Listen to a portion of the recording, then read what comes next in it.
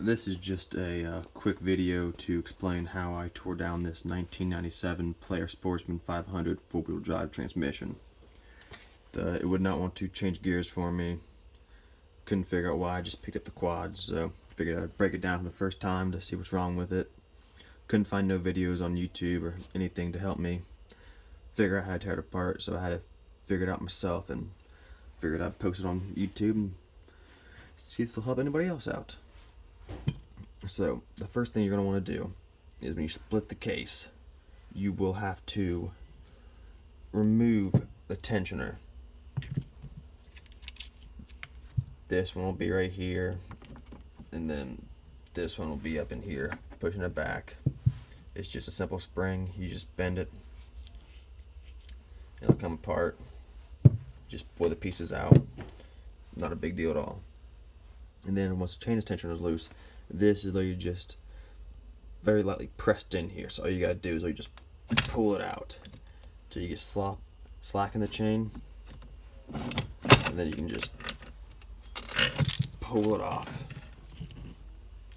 Pretty simple to do. And then this is where it becomes more tricky. Now I could not figure out how the hell to get all this shit to come off. Turns out what you have to do is this goes on the back of this. This has a shaft that goes all the way through, and it will connect to the other end of it. Which I'm not sure if it's sticking through or not. Barely. But this is where your brake rotor is. So what you have to do is take out these 3 bolts. Relatively simple. And then this will have to slide off. Mine was seized on there, so you can see it's kind of scratched now. I had to put a chisel in there to pry it out. And then the brake rotor will just fall right off, no problems. Once you get that off, your next step that you will have to do is work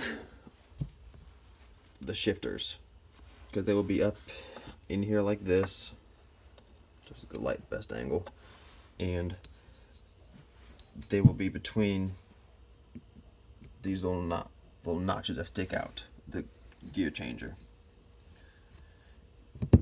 like that. And that was one of the hardest parts I had to figure out. But what you do is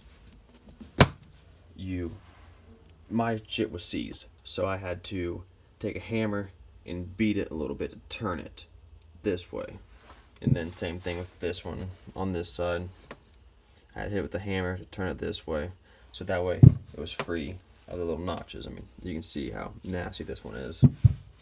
But once you get those free, you will have to start grabbing the gears and the little flange that sticks out, and you'll have to start pulling all the gears evenly out. Now this one will be in here pretty tight, so that'll be the hardest to pull. But you just start working them all out, grabbing the gear, pulling each one, and then as you're doing that, this will still be in. So you have to make sure you grab this and keep pulling it out, because these will just slide right out of the holes. And then once you get those off, you can pull them off, and these two come off simple once those are gone.